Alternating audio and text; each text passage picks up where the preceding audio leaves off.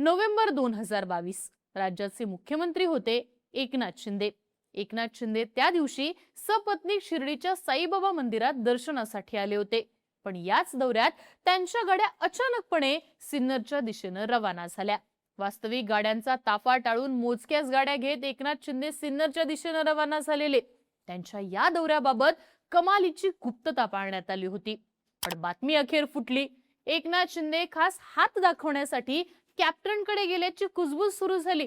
बातम्या झाल्या आणि राज्यभरात कॅप्टन नेमका कोण याची चर्चा सुरू झाली. बरं, हा तोच कॅप्टन होता ज्याला आज अटक झालेली आहे. एका महिलेवर केलेल्या अत्याचाराबाबत त्याला अटक करण्यात आली आहे. दैवी शक्ती असल्याचं सांगून गुंगीचं औषध देऊन अत्याचार झाल्याचा आरोप एका महिलेने या कॅप्टन खरातवरती केलेला आहे. कॅप्टन खराच्या दरबारात अनेक राजकीय लोक यायचे, अनेक महत्त्वाच्या व्यक्ती यायच्या. याच कॅप्टनच्या ऑफिसवरती जेव्हा पोलिसांनी धाड टाकली तेव्हा पोलिसांना इथनं एक पेनड्राईव्ह मिळून आलाय. या पेनड्राईव्ह मध्ये एकूण 58 फाईल्स असल्याचं सांगण्यात येऊ लागले. पण या फाईल्स एकट्या कॅप्टन खरातच्या आहेत का? तर नाही. खरात सोबतच इतर महिला आणि काही राजकीय नेते मंडळी, उद्योगपती यांचे कारनामे सुद्धा या फाईल्स मध्ये असल्याचं बोललं जाते. हे प्रकरण एक भोंदू बाबा आणि एका महिलेवर झालेला अत्याचार इतक्यापुरतं मर्यादित न राहता ते फार मोठं असल्याचं सुद्धा बोललं जाऊ लागलंय. या प्रकरणाची चर्चा इतकी आहे की यातनं काहीतरी राज्यात मोठं होणार आहे असंही सांगण्यात येत आहे. अगदी कॅप्टन खराच्या पेनड्राईव्ह मधनं महाराष्ट्राची एप्स्टीन फाईल्स हाती लागल्याची देखील चर्चा आहे. पण नेमकं हे प्रकरण काय आहे? कॅप्टन खरात खरंच इतका पोहोचलेला होता का?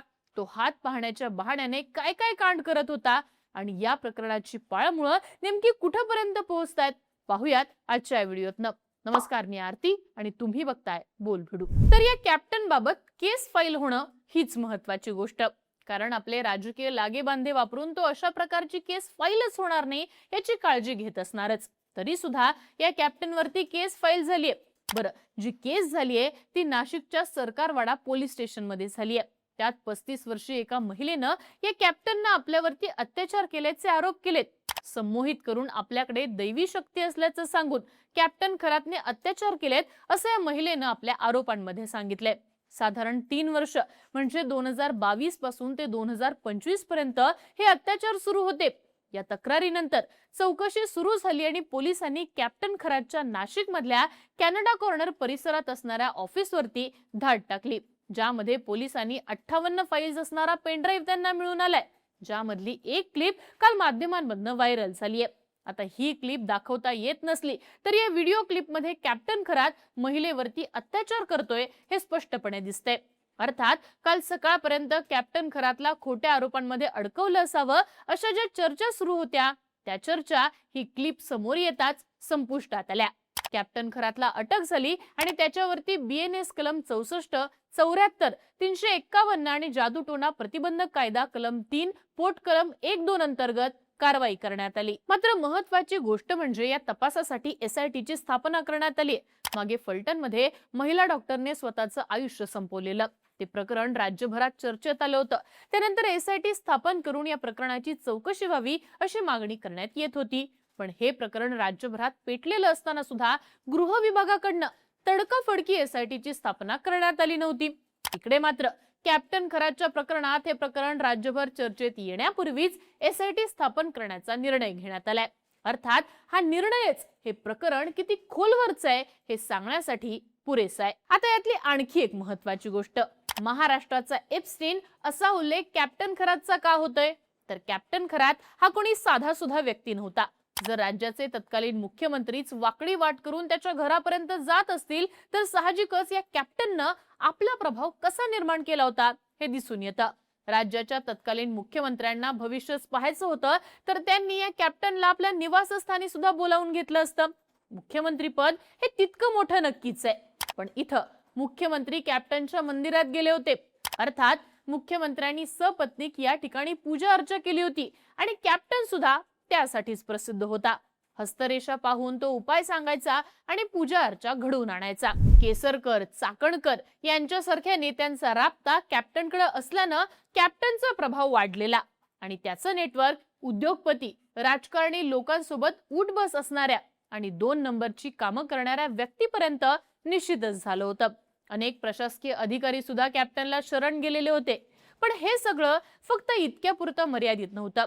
ज्याप्रमाणे एप्स्टीन हा इस्रायलचा हेर होता आणि तो ठरवून आपल्या नेटवर्क मधल्या लोकांचे फायदे घडवून आणायचा आणि त्यांच्यासाठी वाटेल ते करायचा, तसंच काहीसं कॅप्टनच्या बाबतीत असल्याच्या चर्चा सुरू झालेल्या आहेत. या चर्चांचं कारण सुद्धा तो एक पेनड्राईव्हच आहे.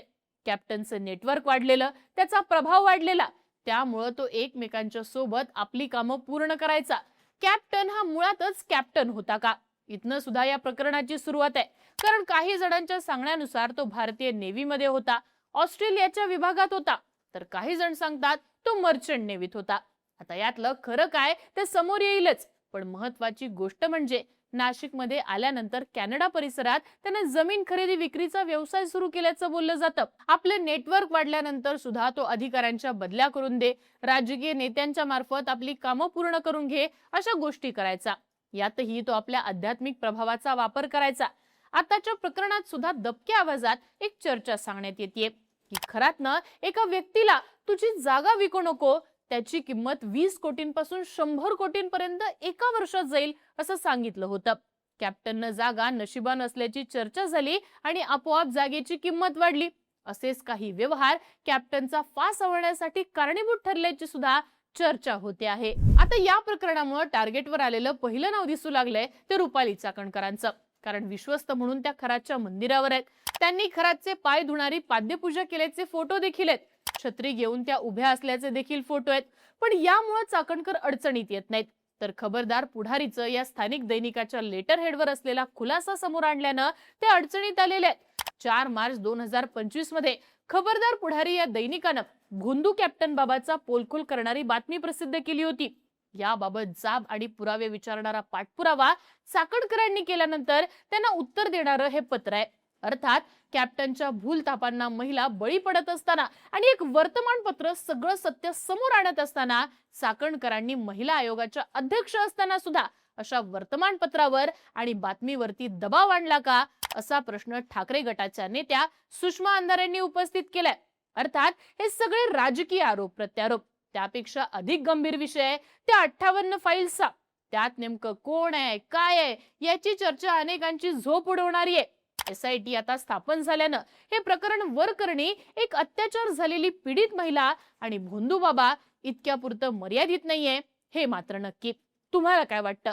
कॅप्टनच्या या सगळ्या प्रकरणामध्ये नेमके कोणाचे हात गोवलेले आहेत? याबद्दलची तुमची मतं आणि प्रतिक्रिया कमेंट बॉक्समध्ये लिहून कळवा आणि अशाच माहितीपूर्ण व्हिडिओसाठी बोलबिडूला सबस्क्राईब करा.